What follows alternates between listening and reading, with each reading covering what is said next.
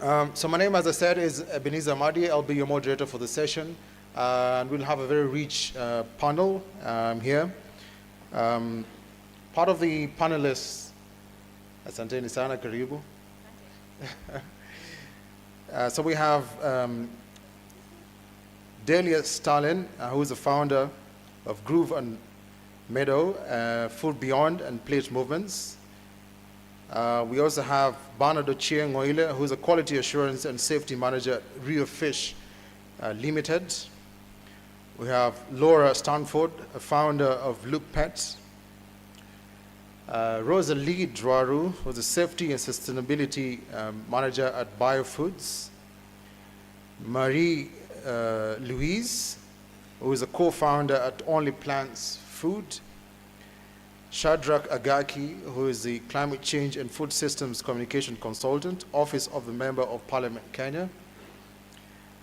And myself, Ebenezer Amadi, Senior Program Manager at BOP Inc.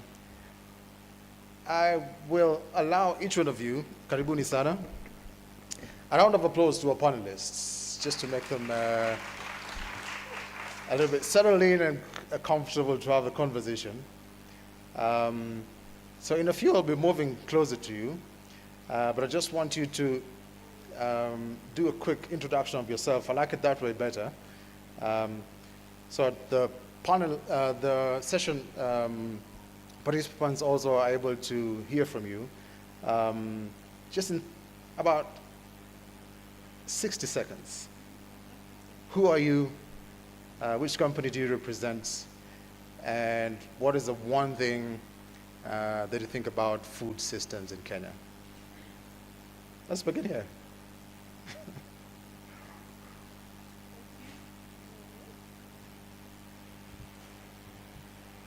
Hello, can you hear me? Mic check. Can you increase the volume? Hello. Thanks. Hi, can you hear me now? You'll have to excuse my voice a little bit. I flew back from India yesterday, and if you want a shock about climate change, I don't know if anyone has visited India, but the pollution is such a shock, and when you talk to people living there, it's just normal, where you look out the window and you can't see. Excuse my voice, but that's why, and that was a real shock to me to see a country that's got so used to that level of pollution in the air. So I'm Delia, I'm the owner of Brown's Food Co. Most people know us for that, but I'm here on the panel talking about my new business called Grove and Meadow. Grove like a coconut grove, and meadow where we grow grains. It's a plant-based company working to increase biodiversity into our diets. And by doing that through our diets, it will increase biodiversity on the farms. So it's a consumer and processor-led change on improving the state of our farms and the monocrops that we see on our farms. Thank you. Hello. Thanks. Hi. I'm Laura Stanford. I'm co-founder and CEO of Loop Pet Food. At Loop, we create insect-powered, wadudu-powered pet food that is good for the planet. We upcycle pre-consumer waste in the form of ugly or rescue vegetables from our smallholder farmers, and we look for other waste sources. I don't really like the word waste, but for everyone here, you know what I'm talking about. But basically try to convert organic waste into something really beautiful that is packed with nutrients. And for now, it's for our pets, because I think that we need to start with something that consumers are happy to put insects into for the minute. Good morning, everyone. My name is Marie Wiegert. I am CEO and co-founder of Only Plants. We're by far the youngest company on this panel. We make plant-based food from local crops. We have a couple of products we're selling already, plant-based nut and seed butters and mayos, and then more interestingly, we're working on a milk made from local bambara nuts. So we're really trying to think about what kind of underutilized ancient crops do we have here in Kenya, and how can we turn them into innovative products to essentially drive demand for some of these underutilized crops, which tend to be better adjusted to climate change, to local growing conditions, etc. Good afternoon, everyone. My name is Rosalie Draru, Head of Sustainability at Biofoods. Biofoods is a premium dairy company that produces milk, yogurt, the yogurt in a black cup. And in the recent years, we have decided to prove that an industry that is known for intensive water use, carbon emissions on the highs, that this can be done on the very low. So recently we've gotten into teaching our farmers regenerative farming, just making sure that the fodder that they're getting is climate resilient, which by the end of the day reduces their input prices and makes sure that the dairy farming that they're doing is very sustainable. Good afternoon. My name is Shadrach Agaki. I'm a researcher interested in food system and climate change. This year I was selected as a United Nations Food System Youth Leader. So I'm here to talk about it's called the Iron Triangle and the policies. So the Iron Triangle stands for the government, business, and the people. And how do we integrate all this to scale and speed the innovations in the climate and food system space? Thank you. Thank you. I'm Bernard Oile, Quality Assurance Manager, Rio Fish. Rio Fish, we do fish farming, aggregation and marketing. And we're also doing clean energy waste. We are turning fish waste to produce biogas. And that biogas energizes the facility. And all the water, the affluent water, which is not clean, is again recycled into lagoons, where we get water hyacinth, which again we use to produce the biogas. So we have managed to partner with KEPSA, and we have had a very innovative way of clean environment. Fish waste is a big problem, but at Rio Fish we have got a very, very big solution to the fish waste. So thank you very much. Thank you so much. A round of applause to the panelists. I was just giving them some time to introduce themselves. They're talking about really interesting things that they're doing. And my name is Ebenezer Amadi. So while I was coming in, so yesterday we had a conversation, and Karina asked me, so what are you going to wear tomorrow? And which principle of circularity are you going to use? So I told her that I'll be using the principle of reuse, because I've been wearing this for a while, so I just picked it off my closet this morning. So isn't that a brilliant innovation? Anyway, just kidding, on a lighter note.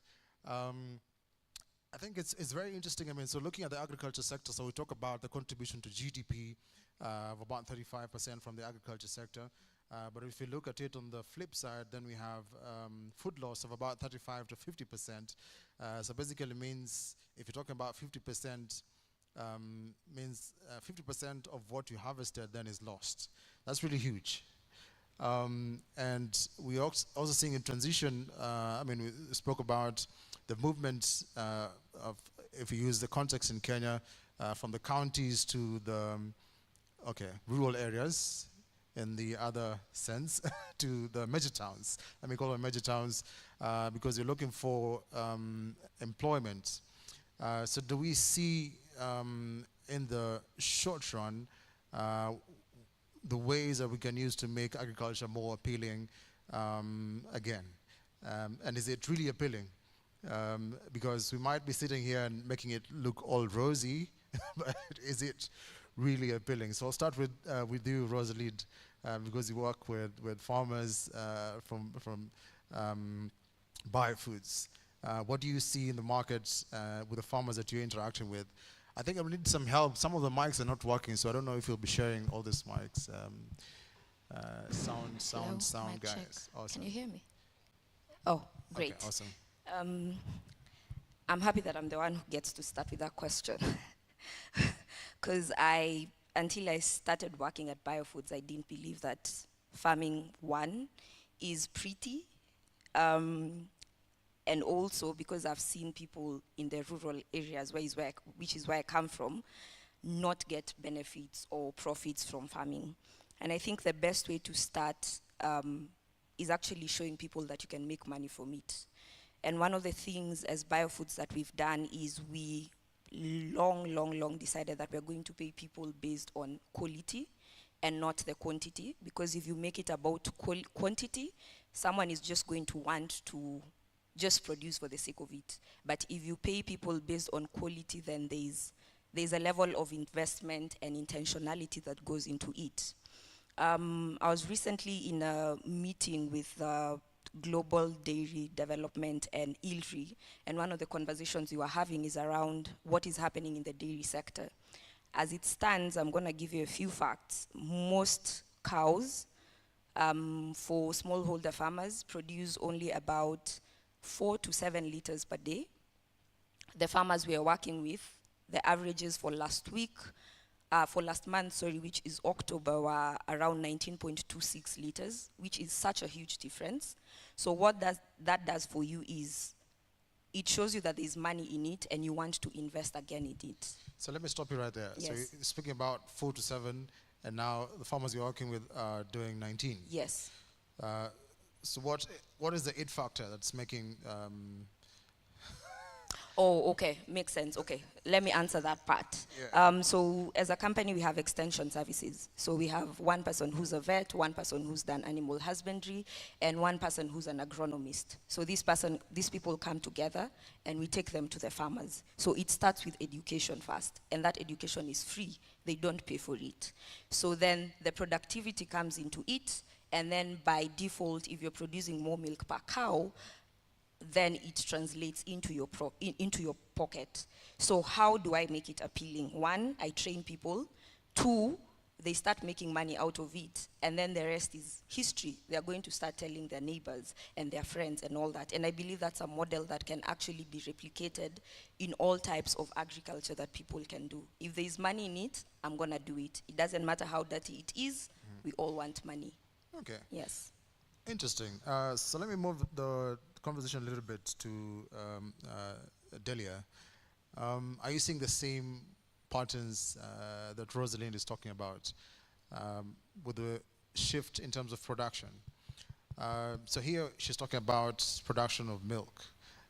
So if you go on the other side where you look at harvesting, let's say, plants and crops, there's also an element of using organic fertilizer. And I know we try to make it a little bit sexy, so do we see an element of production that's multiplying, as she's saying, from 7 liters to 19? I think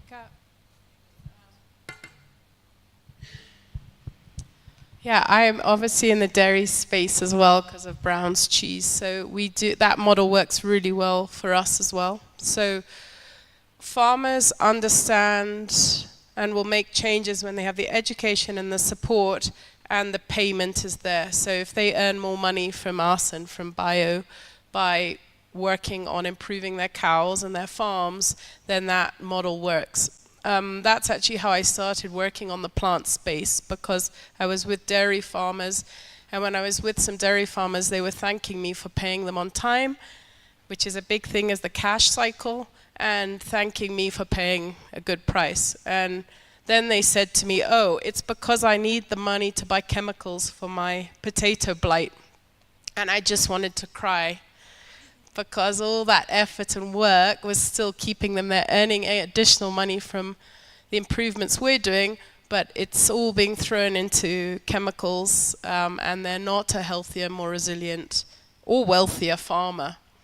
And so because all of our farms are mixed, most of our smallhold farms are mixed farms. So that when I left, that really frustrated me, and it made me realize everything is connected. We might be working in dairy, but unless we fix a problem in potato blight, all of our efforts are going down the drain. So that's what spearheaded me into working on how do we get these farms to be resilient and to empower farmers to not need external inputs. How do we get to a place where that soil is supporting those farms? And so that's the work I started. How to improve, most of the, up to 40% of those losses are at the farm level, and most of that is pest issues, which I think you guys can talk to more. Okay. But how do we stop pest issues and losses from pests, and that's all to soil. So we can keep pouring chemicals on, but we need to get those farms resilient and farmers to be empowered again to understand they don't need external people telling them this is what they need to be able to make a resilient and healthy farm. So yeah, it's all connected, and we might be working in our areas, but you'll find, we'll cross over a lot on where we work. Awesome. So you brought in another element which is really interesting about awareness creation and speaking to the farmers. So don't worry, I will not be moving in a straight line, because my physics teacher told me that life is never a straight line, neither is it a circle. So it's always like the sound graph, right? So we're moving from one area to the other. So let me move to Shadrach. What's the role of government in this space, and how can we, as government, then support this shift? So we are talking about making agriculture the center of driving the economy.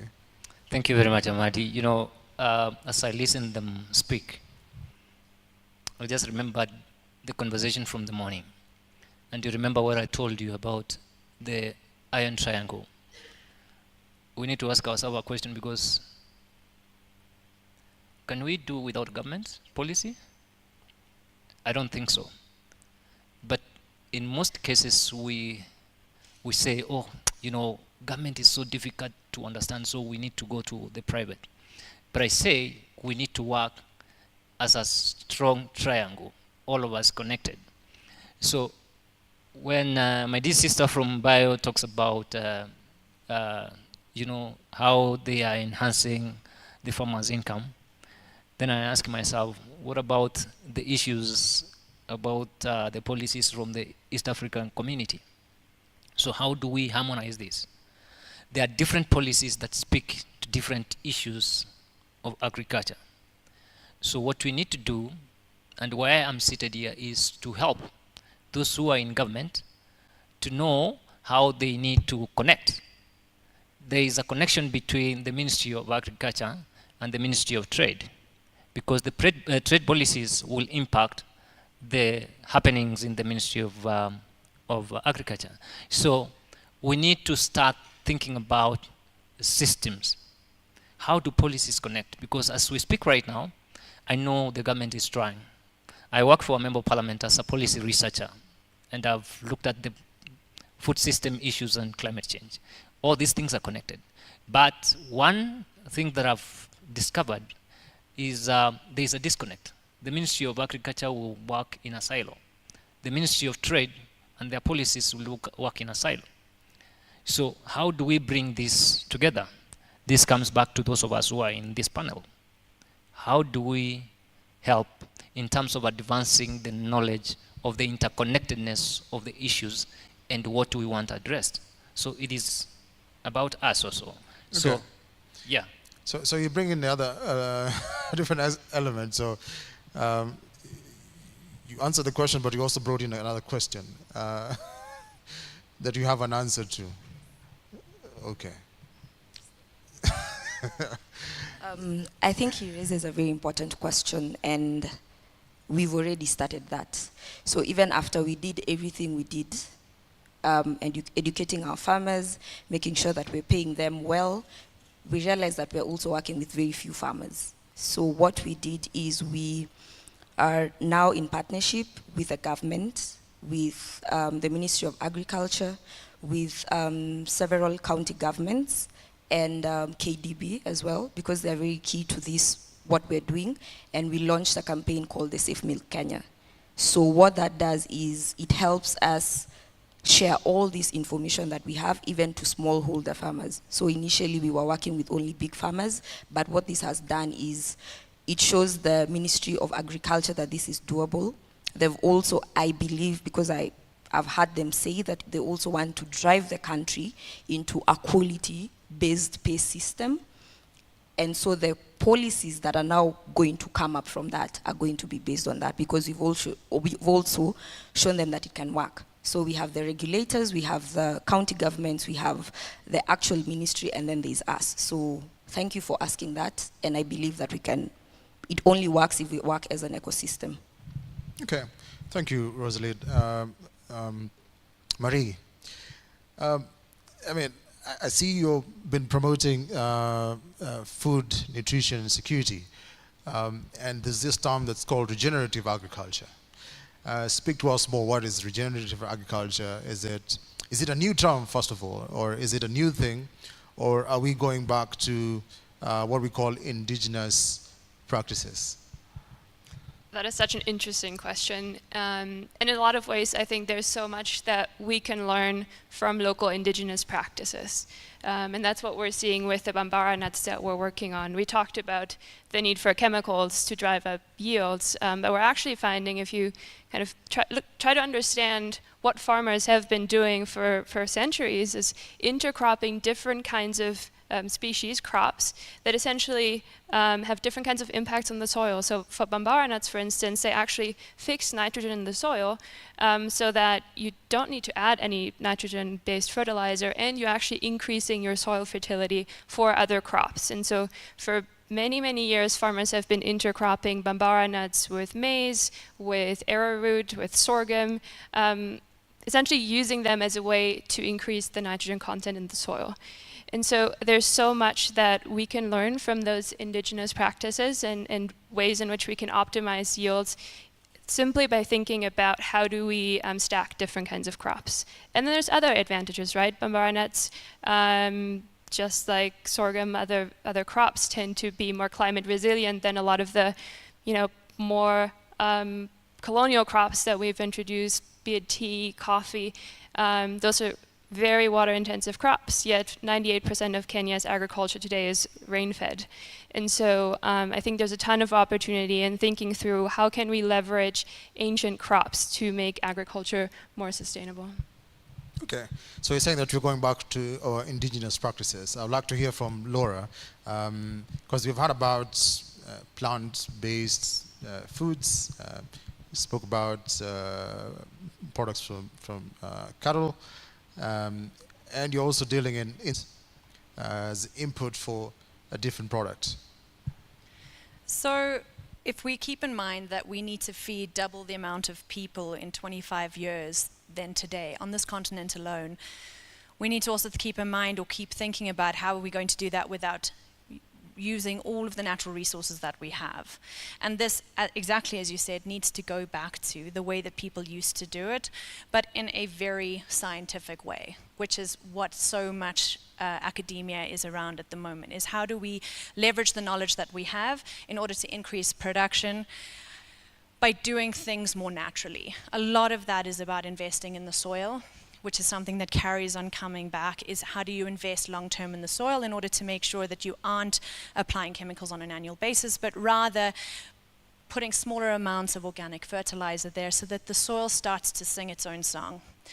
But you asked particularly about insects, which is my love.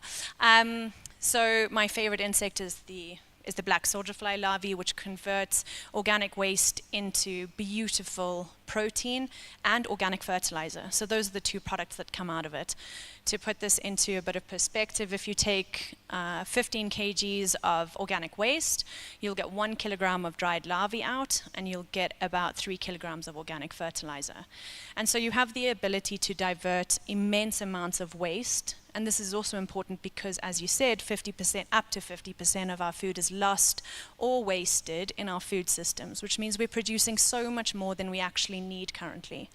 And so what can we do with that waste? And again, the word waste is not my favorite, because I think we need to rethink that concept slightly, because it's not waste to me.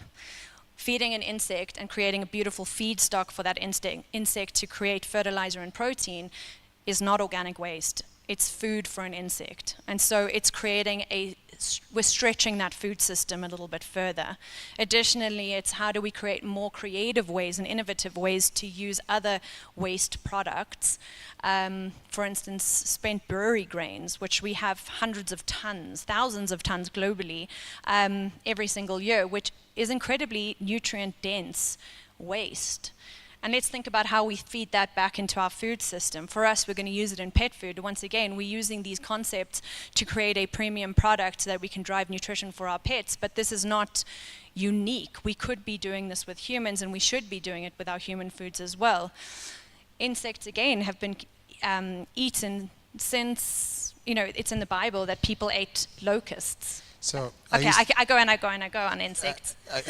Are you trying to say that the locust situation in Kenya was a wasted opportunity? 100%. I spent 6 weeks in northern Kenya harvesting locusts to turn them into animal feed. Let's do a check. How many of you have tried to eat insects as a delicacy? Okay, interesting. We're speaking to the choir, the converted here. But speak quickly, and then I'll stop talking. Desert locusts, 100%. That was protein flying in the sky, and we chose to use chemical fertilizers, chemical pesticides to destroy them, instead of empowering people with knowledge to harvest them and turn them into either food for themselves or food for their animals, which were incredibly under threat at the time. And so we spent 6 weeks harvesting them, and in 6 weeks we've harvested 4 tons of desert locusts manually through the night. Which is beautiful. Okay, so I think I've seen that in Uganda. It's being sold as a snack. People are enjoying the delicacy. Yeah, and I don't know how many people have tried it, but anyway, let's go home and try the snack the next time we go to Uganda. Dominic, you had something to say? Sorry? Yeah, grasshoppers, yes. Thank you for the clarification. I was just saying that is it within the same family? It is. They're very similar. So it's Insineni in Uganda. Do you want to grab a mic, Dominic? Can I get some help? While we get Dominic a mic, there are beautiful crickets outside for consumption at Insecti Pro's table. They're called the Incredibles, so you should go grab some insects there. Just come over, Dom, and grab a mic. Few seconds. We'll be moving to you to ask the questions, but I just wanted to hear what you say. So yes, we do have a few insects that are eaten traditionally, like the flying ants and what have you, but it's because they're very high in butter fats and what have you, and they taste nice. But I think most of the countries that do eat insects, it's because they've been pushed to the limit. They're not eating them because they're there. They're eating them because they don't have anything else. So it's more of an extreme. Even the flying ants, it's just because they come out during the rainy season. So I think, yes, insects are fine if you're hungry. But Okay, thank you, Dom. So what you're trying to say is that if you push the limit, then you'll be eating them as a delicacy. But I know a community in Kenya who enjoy it as a delicacy, and one of our MPs was actually shooting a video the other day, just showing us how he's enjoying the delicacy without frying them. But that's a different, it's a different one. So I think there's a balance. So there's the extreme side, but there are communities that are also enjoying some of the insects. But he brought in a very interesting conversation on BSF, and I want to hear from Bernard, because you mentioned that you're using it to be able to biodegrade organic waste. But from Bernard, I think you're in a fish farm, right? And you have fish waste. And I just wanted to understand, what are you doing with it, and is it a viable business case for you? My bad. I'll be walking through other stages because it's just random for us to get comments from the participants, which I find also interesting. All the conversation should not be happening on the stage, right? Thank you. Yes, with the fish waste, it was originally a challenge because fish releases about 10 to 11% of waste, especially tilapia fish, and this is just from the ovals. Ovals is about 9%, and the scale is about 1%.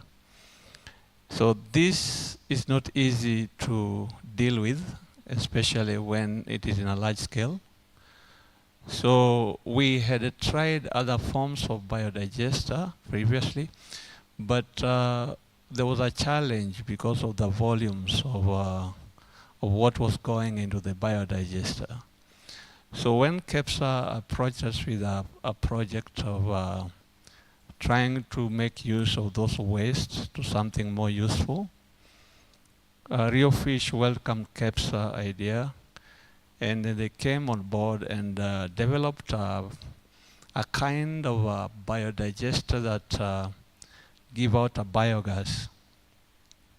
So the uniqueness of this is that it dealt with challenges of both solid and liquid waste, because it is we do not only release solid waste, but we also are releasing liquid waste.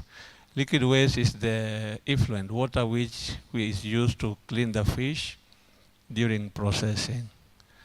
So that water had to go through a particular biodigester, then it's released to the environment. But that again was also having some challenges.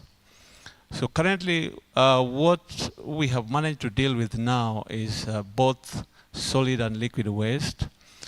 Now, both waste are useful in terms of energy production. Because when we release our water, we release it to a lagoon, and that lagoon has a high level of nitrogen, and we have placed water hyacinth in that lagoon, so that water hyacinth deal with the nitrogen, and then it consumes it and grows with it. Then that particular water hyacinth is again brought back to the biodigester. Then it is used to produce more gas. So we have a circular clean energy, so that the fish ovals is a raw material, the water waste is a raw material, and the end product is an organic fertilizer, which we give freely to the community. Awesome. Yeah. Bernard, I'm seeing that Rosalind is having a facial expression that says that she's surprised or impressed. Okay, interesting. But I mean, you brought about the element now of using wastes as a source of input for production for next product. And I just want to hear what Derry will say about it. Do you think we'll get to a space where we have zero waste? Because you keep talking about we want to be a country that has zero waste. So in the agriculture sector, do you think we'll get to a point where we have zero waste? Yeah, I think it's there is no thing as waste. If you look at nature, we need to try to get connected back to nature and learn from her, because there is no thing as waste. Something turns into something else, and that's what we do at Brown's. From cheese making, there is a waste called whey. 90% of the milk we buy in the morning is thrown away by lunchtime as a waste. But in a lot of parts of the world, they will dry it as whey protein powder for anyone who goes to the gym. In Kenya, it's not feasible because the cost of our power is too high for us to dry that whey. But pigs love it. So it goes to community pig farmers, and we also grow our own pigs from that, and you now reuse that into growing meat, and you get meat from that. So everything that we do has a life, and we see that very much as part of our innovation at Brown's. So we just don't see it as waste. It's just, oh, this is where we need to innovate. And it's not maybe we should innovate. It's we will innovate that into something else. So we have our stand outside at Grove and Meadow, and already with a small incubator business, you'll see we have, there's a coconut cashew biscuit there that is waste from our nut milks. So that's already a different product that's there that you can taste, because we have to work with a byproduct. So I think it's a mentality, and yes, there is no waste. It's somebody has a use for it somewhere.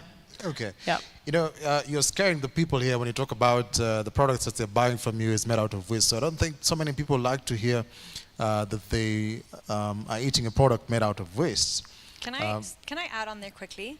I think as a small business, I mean your business is huge, but as smaller businesses that have not been in the industry and in Kenya for decades, it is very easy, or it's far easier for us to have intention when we create our products, which means that we can have this perspective of zero waste, because we are constantly wondering what happens next, because we want to be part of the solution. I think that probably everyone sitting on this panel has that same mentality, because we are reasonably new in the industrialization of Kenya. I think that the larger zero waste questions are posed to those people who've been around for far longer, who were birthed in the time of how wonderful plastic was, and single-use plastic and things like that, where we are a lot more fortunate that we've been born into a far more liberal thinking and innovative world, where solutions are available that we can borrow from other people, but also there is so much interest and so much belief in the fact that our product can do better, which is really cool. Fair enough. But I think I liked her point, and I think the point I was getting to is that people don't like to hear that, but sometimes that's what happens, right? As you said, it's not, it's a byproduct that you're using to create a different product. Just the same way probably a chef told me that the soup that you enjoy is made out of the remains of some of the vegetables that are being used to cook different products. So it's actually really interesting. But I think the other element that you also bring in is the change of mindset. Yeah, the big thing is the consumer mindset. So if you talk to our grandparents or anyone from after the war, the way of cooking was reuse, and actually it gets better and better. So I mean, my mother makes porridge one day and then keeps adding to the porridge or adding to the soup. And by Saturday, the soup is really good. I don't know if you guys have any crazy old relatives like that, but it's that mindset of we want consumerism, we want it fresh, we want to buy small little amounts just for today. We have a fear of microbes that are fascinating, and we work at Brown's. We have a living food campus, and we try to connect people back to touching and making food, because we have this mindset that food has to come from a factory in the industrial area, and we're so disconnected to how it's made. So a lot of the work we're doing moving forward is, you might not want to make yogurt every day, but understand how yogurt's made. And you might not want to make bread, but make bread one day and understand how it's made, and be back connected to food. And that disconnect between the consumer and the way food is farmed and the way food is created or processed is a huge disconnect on what we're now working to bring that back, because you can see somebody's whole body change when they feel empowered over their food. So yep, that's a big step now, is on the consumer side. Awesome. I'm being told we have 15 more minutes, not to rush the process, but I think the other session will be waiting. But I want to come to you, Shadrach. So we talked about the existence of policies. There's the element of awareness creation. And sometimes we always talk about we want new policies to help us shift to circularity in the agriculture sector. So do you think what is the problem? Do we need new policies, or do we need to ensure that those that we have are implemented? Or is it an awareness creation gap? Thank you, Madi. What I think we need is policy innovation. And when you talk about innovation, innovation doesn't come from one person. So innovation will be tied to number one, awareness creation. Number two, participation. How could this be helpful? So when we talk about policy innovation, I've listened to what my fellow panelists are saying, and I'm like, so what is the problem? Do we have enough policies? If we have enough policies, what do we need to do with them? I mean, policy innovation, this is what I've been researching about. Policy innovation is not something that is going to be new. In fact, in the policy making process, especially in most countries, will be incremental. I mean, something will be tweaked so that it fits into the situation. So number one, we need to understand which situation are we in. We are in a business situation. We want to, it's a small business that need to grow. Do we have policies that need to be tweaked a bit to fit into our situation? And then the next question will be, what do I do as a business person? And then that goes into awareness creation. By the way, you can't scale if people are not buying your product. When I was coming in, I spoke to the guys at the exhibition, at the Brood, and I was asking them, what is your biggest challenge? And they said, getting the information to the people. So how do we do that and ensure that as we are giving out the information, we are also influencing the kind of policies that we need? Because policies are there, but maybe what we need is to retweak them or have them work harmoniously so that they can give us what we want. Okay. Quite interesting. So we've looked at the business side, we've looked at the policy side. Marie, let's look at the consumer engagement side. So how do you think the community can help us to then transition into regenerative agriculture practices? What are some of the learnings that you're seeing with what you're doing currently? Yeah, I think first and foremost, as someone building a consumer brand, you have to have a quality product. It has to taste good. You have to have the right nutritional benefits. So having a good product comes first. That is what will then drive production. And having met with some of our nut farmers, some of our bambara farmers, as soon as there is demand, they're very willing to grow whatever it is that we need.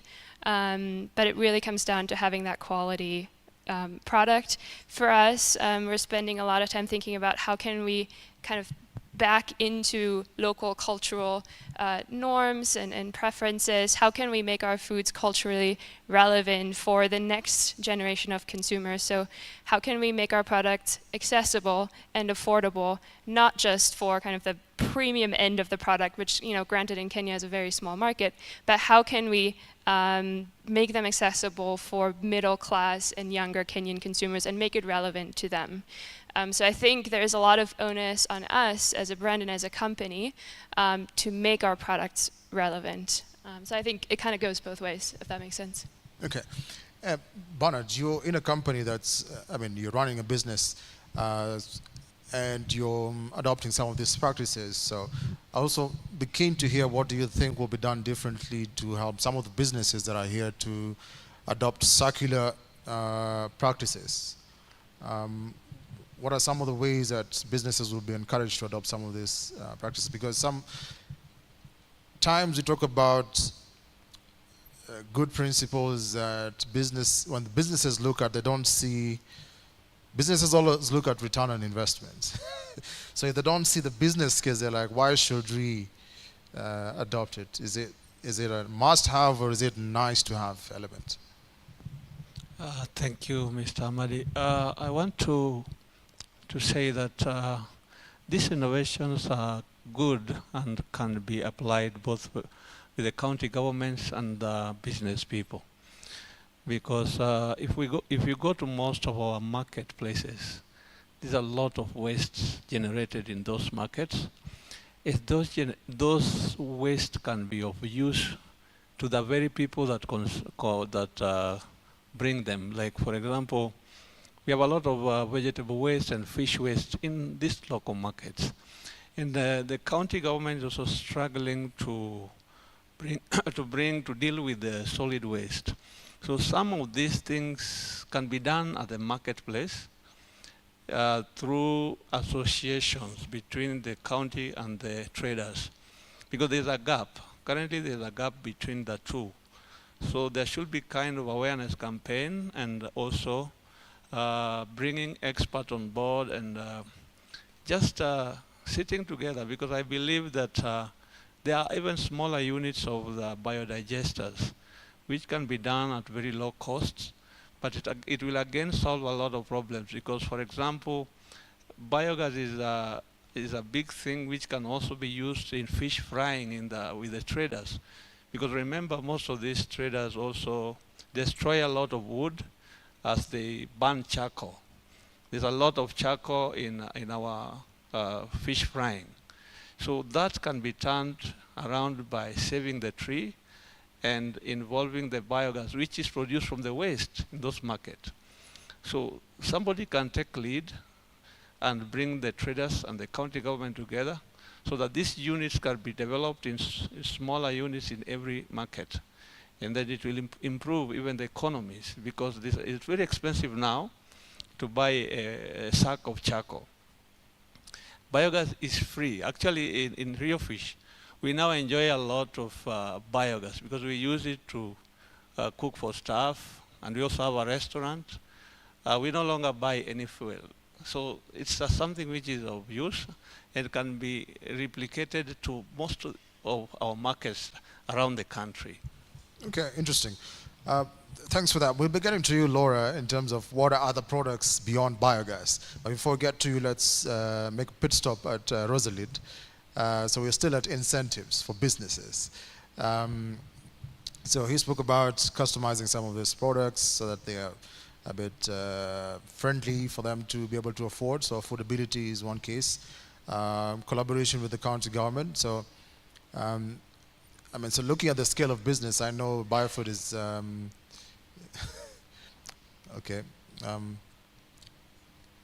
bigger than real fish. Let me put it that way.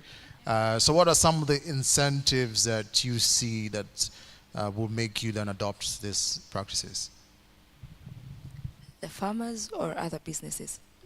Biofoods as a company. So we're looking at, it could be either way because you're also looking at the value chain, right? Yes. So it could be both ways, the farmers and yourselves adopting some of the circular economy practices. Okay. So first of all, I think the more you do it, the more it works for you. Because right now our greatest incentive is that we have reliable farmers who are giving us enough milk. As a business, we're growing and we've been growing. We've realized that people are more aware of the products that they need to take, so they want quality milk. So when we work with our farmers and teach them how to be more productive, it makes their businesses more profitable. So that's an incentive to them. For us, the biggest incentive is that every day, even if we ever grow to a point where we want like 1 million liters every 3 days or 5 days, we are consistently growing that market for us. So it's an incentive in us for us to keep growing our farmers so that they keep giving us more milk, and that means that the business is sustainable with the same principles of quality and sustainability being part of it. So I think for the business, it's consistency in raw material. For the farmers, that's consistently paying them above the market value. Okay, so it comes back to return on investment. Okay, Laura, what are other products that beyond biogas do you see from this transition to regenerative agriculture and circularity? I mean, I think that there is, once we rethink what the concept of waste is, then I think you see that there are magnitudes of options available. I think the only way in order for them to stick is if they are financially sustainable. And so that is one of the realities of life, is that if we follow an innovation per se, we started with academia, who are doing incredible work at testing theories of change for us. They will get us to a point where there is a result. It then takes innovators, SMEs, startups, to take the courage to turn that into a business and test the business model. That business model, if successful, will then be scaled. And this is how we see long-term sustainable and positive change. And I think this is how it has to happen. This is all supported with supportive policy. And I think, again, it all comes to sort of bringing this all back around, is that innovation around circularity needs to be financially sexy, otherwise people aren't going to invest in it. And it's not going to be around tomorrow, because at the end of your 12-month project of testing it, it's all going to fall flat when the money runs out. And I think it's about finding ways to make things sexy. So there is insects, of course, because they are taking waste which has incredibly low value or no value other than the logistics of moving it, and turning it into a high value product in the form of either the protein or the organic fertilizer. On the flip side of the organic fertilizer, I think there is work that could potentially be done by the government to incentivize farmers to move towards that, as opposed to incentivizing the use of chemical fertilizers. Just dropping that there. But I think there is also work to be done on the 30% of food that is lost before it makes it to the market. Is maybe we need to look at more affordable energy in order to dehydrate fruits and vegetables that are going to end up getting lost. There is so much opportunity everywhere we turn, because we are living in a world that has immense amounts of food loss, but in the same world and in the same country that has higher levels of food insecurity than we've seen in a very long time. And I think that is completely incongruous, and I think we need to work together in order to come to financially sensible solutions to make those changes long term. Okay.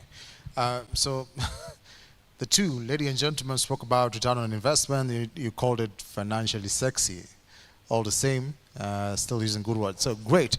We're moving out to close this session, and we'll be getting one question from the audience because of time. And to see the gentleman has his hand up. So can you get the mic to him, or you can? Awesome. Thanks, Jocelyn. Make it short, please, sir.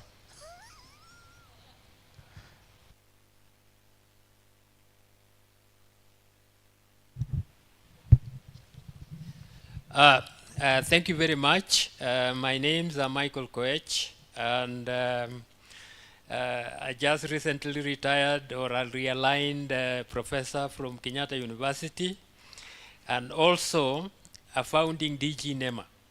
Now,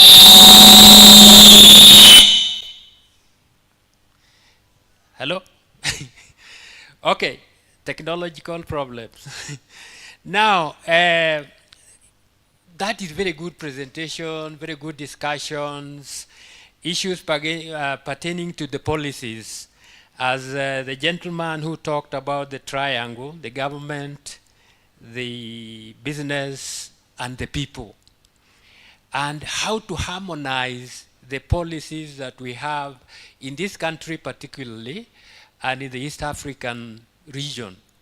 How do we harmonize those policies so that we work together and are able to do the policies that are implementable? Many policies have been developed, particularly in this country, and they are very, very good. And the area that is challenging and the problematic is the implementations of those policies. I say so because I have developed the policies, one for establishing the environmental policy that created NEMA, and then being the founding DG NEMA. What I'm finding is that we have the policies, but how do we make those policies really work for us? They are there, and we may not be able to create more and more policies, and we are not implementing them. Now, I just want to say that that is one. The second one is the food pollution. And food pollution, the farmers may generate very good products that are now ready for consumption. And I'll give you an example. Chicken products. In the year 2022, I saw a documentary of feeding and producing chickens.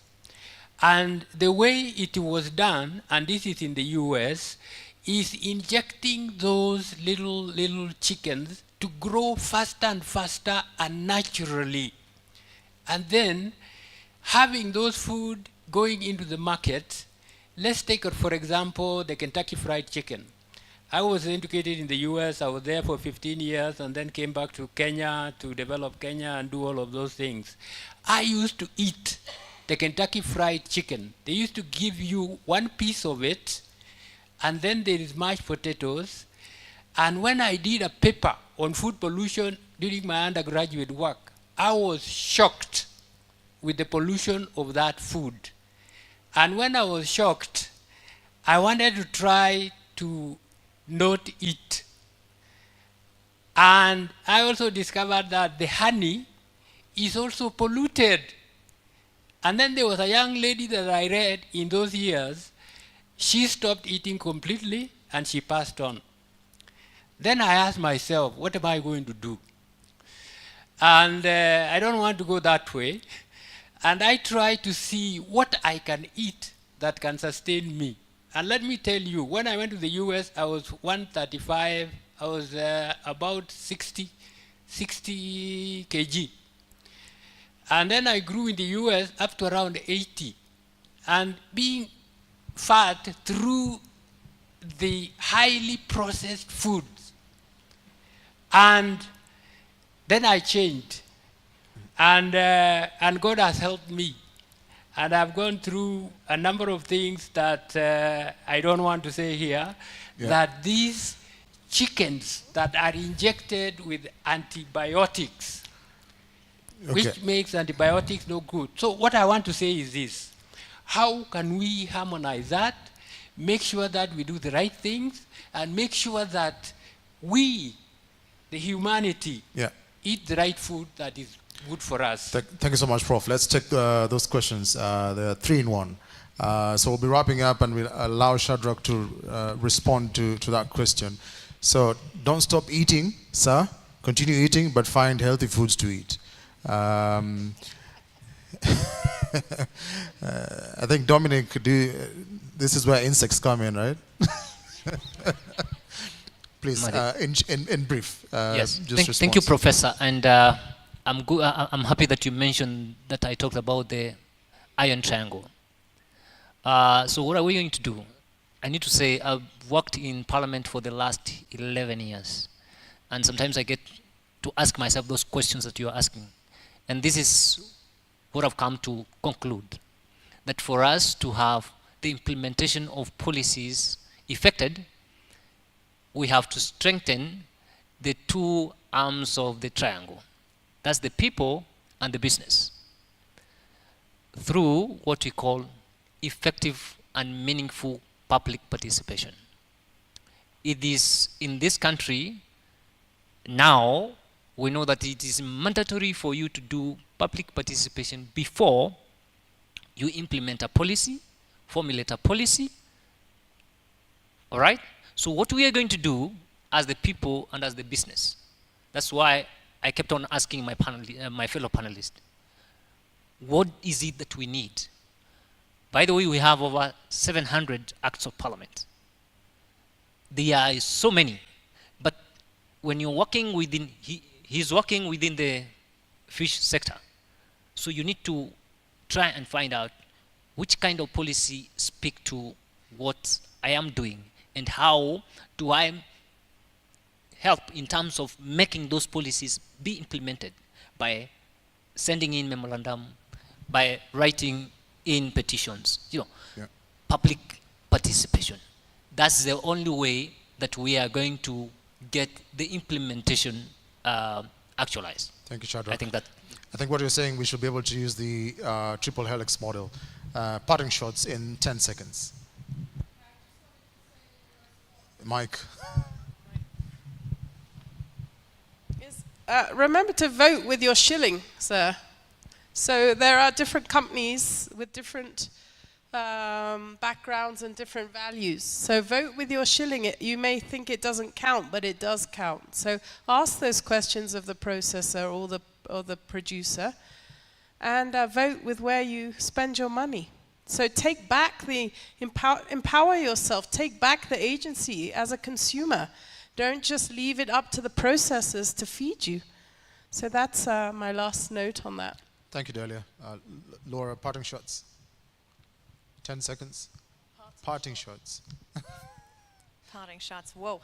I think my biggest one is, and it's very much what Delia just said, is that we need, as consumers, we need to demand sustainable products and regenerative agricultural products and products that we can be proud of from Kenya, so that we are driving the demand from the people that are trying to create the positive change. Awesome. Marie? Yeah, I mean, I couldn't agree more. I think to kind of the points on policy, to the extent we can create an environment in which we empower startups and innovators to come up with new ideas of leveraging local crops and make healthy foods that actually nourish people, I think that will have a ton of impact. Rosalind? My parting shot is the first question you asked. Farming is appealing. Farming is appealing. Is appealing. Let us be the architects of what we want. Awesome. Bernard? My parting shot is that we can look at the good side of the waste and make good use of it for economic and sustainability. Thank you so much. And mine is try out to eat the insects. Next time you go out to a shop, find the delicacy. If you don't like it, eat some meat. Thank you so much, Delia. Thank you so much, Laura, Marie, Rosalind, Shadrach, and Bernard. A round of appreciation for the crowd. Awesome. So this is where we come to an end. It's not the end of the conversation or end of discussion. I see interesting people in the room. So feel free to network. We'll be moving to... where's Josephine? She'll tell us if we'll be moving to lunch or the next session. But we'll just take a picture and then we'll be moving out. And appreciation to you as well, so you can clap for yourselves.